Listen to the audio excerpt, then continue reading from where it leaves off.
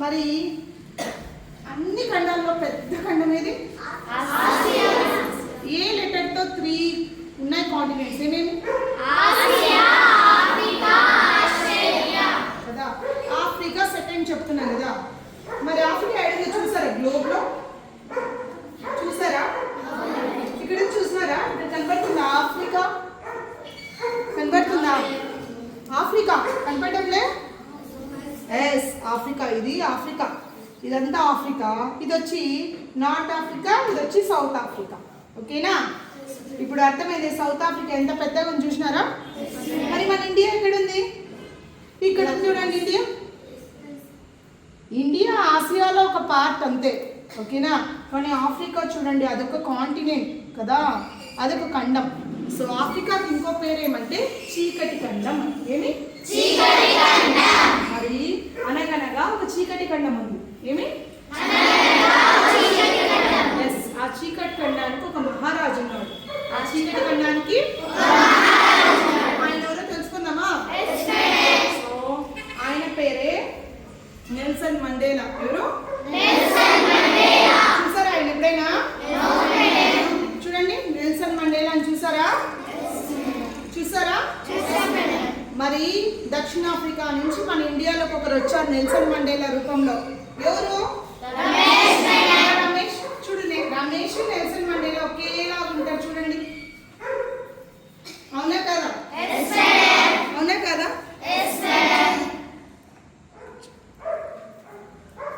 So కాబట్టి అందుకేనే మన రమేష్కి ముద్దుగా మనం ఏమంటాం? నెల్సన్ మండేలా అంటాం. కానీ నెల్సన్ మండేలా ఎవరో తెలుసా? ఇంత పెద్ద సౌత్ ఆఫ్రికాకి ఫస్ట్ ప్రెసిడెంట్ అన్నమాట. ఎవరు? ఫస్ట్ ప్రెసిడెంట్ ఆయన. మరి ఎందుకు ఆయన ప్రెసిడెంట్ అయినారు? ఎందుకు ఆయన గురించి మనం తెలుసుకోవాలంటే తెలుసుకోవాలి. ఎందుకు తెలుసుకోవాలంటే చూడండి, మీరంతా ఏమంటారు? మేడం మమ్మల్ని 5K లేపేస్తున్నారు, రన్నింగ్ అంటారు, జాగింగ్ అంటారు, నిద్రపోవాలి, నిద్ర ఉండదు, చదువుకోవాలి, ఇది ఒక జైలు లాగా ఉంది అంటున్నారు. అంటున్నారా లేదా? అవునా? అంటున్నారు. ఓకే. మరి అలా మీరు ఇక్కడ ఇన్ని మంచి పనులు కూర్చున్నాను, ఇన్ని మంచి పనులు జరుగుతున్నాయి, 5 లేస్తున్నారు, ఎవరు లేయడం లేదు, ఏ ఇంట్లోనూ లేయడం లేదు. 8 కల్లా ఫుడ్ తింటున్నారు, ఎవరు తినడం లేదు. కరెక్ట్గా స్కూలింగ్కి వెళ్ళిపోతున్నారు, కరెక్ట్ టైంలో బుక్స్ ఇచ్చేస్తున్నారు, అన్నీ ఇస్తున్నారు. ఈవినింగ్ అయితే స్నాక్స్ తింటున్నారు, లంచ్ తింటున్నారు కదా, ఆఫ్టర్నూన్ లంచ్ తింటున్నారు, నైట్ 7 కల్లా ఫుడ్ తినేస్తున్నారు, 8:30 కల్లా పడుకొనేస్తున్నారు. దీన్ని మీరు లోపల ఏం ఫీల్ అవుతున్నారు? ఇది పెద్ద జైలు అంటున్నారు. ఏమంటున్నారు? అవునా? అవును. మరి జైలు అంటే ఎలా ఉంటుందంటే, నెల్సన్ మండేలా ఆ దక్షిణాఫ్రికా కంట్రీలో అక్కడ ఎలా ఉండేదంటే నల్ల జాతీయుల వాళ్ళు తెలుసుత అనేది ఎక్కువ ఉండేది. ఏమి? వర్ణము అంటే రంగు. అక్కడ నల్ల జాతి వాళ్ళని వెలివేసే వాళ్ళు, వాళ్ళని చాలా ఇబ్బందులు పెట్టేవాళ్ళు. మరి ఆ ఇబ్బందుల్లో మన నెల్సన్ మండేలా కూడా ఒకరు అనమాట. ఆయన కూడా ఏ కలర్లో ఉన్నారు? నల్లగా ఉన్నారు. మరి ఆ కాలంలో మన కంట్రీలో కూడా సౌత్ ఆఫ్రికాలో ఇప్పుడు మన మహాత్మా గాంధీ కూడా నల్ల జాతి వారు అనేసి ట్రైన్లో నుంచి తోసేయబడ్డారని మనం చదివే ఉంటాం కదా. మరి ఒకసారి పోయినందుకే మహాత్మా గాంధీ అలా ఉంటే మరి అక్కడే ఉన్న ఆయన ఎన్ని ఇబ్బందులు పడి ఉంటారు. సరే, ఆయనకు అనిపించింది మనమే ఇలా ఫీల్ అవుతున్నామంటే ఇంకా ఎంతమంది ఎలా ఫీల్ అయి ఉంటారు అని ఆయన అనిపించింది. అలా చాలా ఉద్యమాలకి చేశాడు, చాలా ఉద్యమాలు చేశాడు. 27 ఏళ్ళు జైలు శిక్ష అనుభవించాడు. ఎన్నేళ్ళు? 27 ఏళ్ళు జైలు శిక్ష అనుభవించి మరి ఎన్నో యుద్ధంలాగా చేసి అక్కడంతా అవమానాలు ఎదుర్కొన్నాడు. మరి ఆయన ఏమి సాధారణ వ్యక్తి కాదు. ఆయనకి చాలా చదువుకున్నాడు. ఏమి మంచి పొలిటీషియన్, రైటరు, లాయరు, ఇలా ఎన్నో సోషల్ యాక్టివిస్ట్. కానీ మన మహాత్మా గాంధీ అంటే మనం 3 చెప్తాం. ఏమని చెప్తాం? Very good. ఇంకా సత్యమునే మాట్లాడాలి, అహింసను పాటించాలి అంటాం కదా. అంటే పీస్ అంటే శాంతి అంటే మహాత్మా గాంధీ అంటాం కదా. మన జాతిపిత ఎవరు అంటే మహాత్మా గాంధీ అంటాం. అలా సౌత్ ఆఫ్రికాలో జాతిపిత ఎవరు అంటే మన నెల్సన్ మండేలా గారిని చూపిస్తారు. అంత అహింసా మార్గంలో నడిచిన వాడు, చాలా ఓపికైన వాడు. మరి ఆయన గురించి అంత పెద్దది మనం చెప్పుకోనగల కానీ ఒక చిన్న విషయం అయితే చెప్తాం. మరొకసారి జైలు శిక్ష అనుభవించినాడు, చాలా కష్టాలు పడినాడు. ఎట్టకేళ్ళకి బయటకు వచ్చిన తర్వాత ఫైట్ చేసి ఆయన సౌత్ ఆఫ్రికా అధ్యక్షుడు. ఏమైనారు? అధ్యక్షుడు, ప్రెసిడెంట్ ఆఫ్ సౌత్ ఆఫ్రికా అయినాడు. ఓకేనా? అయిన తర్వాత ఒకసారి వాళ్ళ స్నేహితులతో ఒక హోటల్కి వెళ్ళాడు. ఎక్కడికి? ఒక హోటల్కి వెళ్ళాడు. హోటల్కి వెళ్ళినప్పుడు అన్ని తెప్పించుకొని తింటా ఉంటారు కదా, అందరూ హ్యాపీగా తింటా ఉన్నారు. ఆయన ఎదురు బెంచ్ లో ఒక అతను కూర్చోన్నాడు. ఎవరు? ఒక అతను గుర్తు తెలియని వ్యక్తి కూర్చోన్నాడు.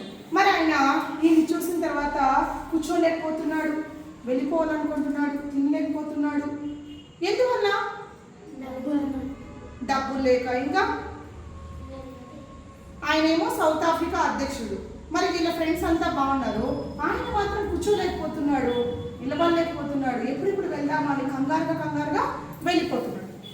వెళ్ళిపోయేటప్పుడు మన నెల్సన్ మండేలా గారు వెళ్ళి, అయ్యో ఇక్కడికి వెళ్తున్నారు, రండి కూర్చోండి అనేసి పక్కన పిలిచి కూర్చోబెట్టుకున్నాను. ఎవరు? నెల్సన్ మండేలా గారు కూర్చోబెట్టుకొని వాళ్ళు ఏం తింటున్నారో అదే ఆఫర్ చేసి తినమన్నారు. అయినా కూడా ఆయనకి తినాలనిపించలేదు, తాగాలనిపించలేదు, కంగారుగానే ఉన్నారు. ఇదంతా వాళ్ళ ఫ్రెండ్స్ చూస్తూ ఉన్నారు. సరే గబగబాన్ తినేసి తాగేసి ఇంకా నేను వెళ్ళొస్తాను, టైం అయిపోయిందని వెళ్ళిపోయాడు. అప్పుడు నెల్సన్ మండేలా గారి ఫ్రెండ్ ఒకరు అడిగారు, ఈయన ఏందో వచ్చి బడాయి పెడతాన్నారు మన లాంటి వాళ్ళతో తినేదానికి కూర్చునేదానికి, ఈయనకే పెద్ద పని ఉన్నట్లు అని వెటకారంగా మాట్లాడారు. అప్పుడు నెల్సన్ మండేలా గారు చెప్పినారంట, కాదు ఈరోజు నేను అధ్యక్షుడు అయినానంటే ఆయన నేర్పిన పాఠాల వల్లే అన్నాడు. అందరూ ఆశ్చర్యపోయినారంట. అదేమబ్బా, అతడేమో కంగారుగా ఉన్నాడు, ఈయనేమో ఆయన వల్లే అధ్యక్షుడు అయినాడు అంటున్నాడు, ఏమబ్బా అని అనుకుంటే అప్పుడు నెల్సన్ మండేలా గారు చెప్పినారంట, నేను ఉండే జైల్లోనే ఇతను కూడా ఉన్నాడు.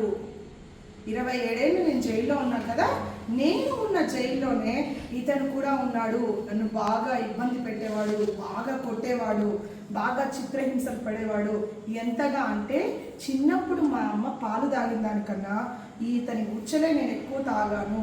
నాకు బాగా కొట్టి బాగా అరిచి గొంతంతా ఆరికపోయి ఉంటే అప్పుడు దాహం కోసం ఎక్కువగా బాధపడుతుంటే నీళ్లు కూడా ఇవ్వకుండా నా మీద ఎన్నోసార్లు పాస్ పోసినాడు. అవి తాగి నేను గొంతు ఆపుకున్నాను, చేసే పరిస్థితి లేక.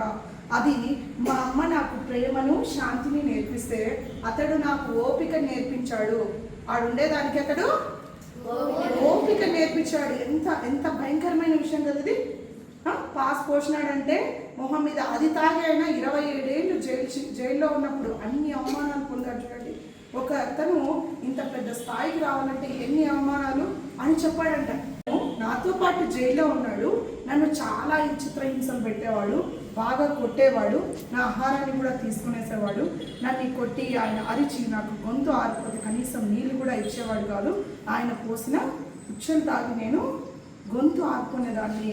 కాబట్టి ఆయన నాలో ఎక్కువ ఓపికని తీసుకొచ్చాడు. ఈరోజు నేను అధ్యక్షుల పదవిలో ఉన్నా అంటే మా అమ్మ నేర్పిన అహింసా మార్గము, నాకు ఇతను నేర్పిన ఓపిక అని చెప్పాడు.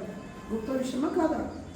మరి ఆ విధంగా బయటకు వచ్చిన తర్వాత ఇప్పుడు భయపడుతున్నాడు, ఇప్పుడు నేను అధ్యక్షుడిని కదా ఎక్కుంది అని ఆయన చెప్పాడంట. అందుకనే ఎడ్యుకేషన్కి అంత వాల్యూ అంట. మరి ఆయన చాలా డిగ్రీలు చదివినాడు. ఆయన ఒక లాయరు, ఆయన ఒక రైటరు, ఆయన ఒక సోషల్ యాక్టివిస్ట్, సౌత్ ఆఫ్రికా విప్లవ కారకుడు, ఇలా చాలా డిగ్రీస్ ఉన్నాయి. మరి ఆయన 2013 డిసెంబర్ 5వ తేదీన ఆయన మరణించారు లంగ్స్ ఇన్ఫెక్షన్తో. మరి జైల్లో ఉన్నప్పుడు కూడా క్షయవ్యాధి వచ్చింది, చాలాసార్లు హెల్త్ ప్రాబ్లమ్స్ వచ్చినాయి ఆయనకి.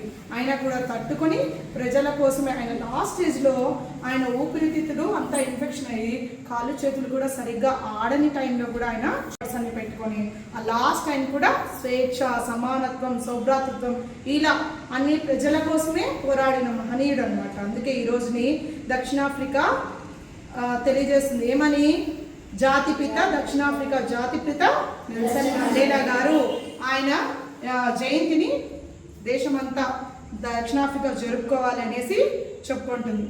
మరి మీరు కూడా ఆయన స్ఫూర్తిగా తీసుకుంటారు. అందుకే మన రమేష్కి ఆయన ఎలాగున్నారని మనం ఆధార్ కార్డు కూడా ఆయన జయంతిని తలుచుకొని నెల్సన్ మండేలాకి రమేష్కి ఆ పేరు పెట్టడం, అదేవిధంగా బర్త్డే ఆధార్ కార్డు కూడా తీయడం. ఓకేనా? మరి నెల్సన్ మండేలా గారికి మీరంతా ఒకసారి సెల్యూట్ చేయండి. సెల్యూట్. సెల్యూట్.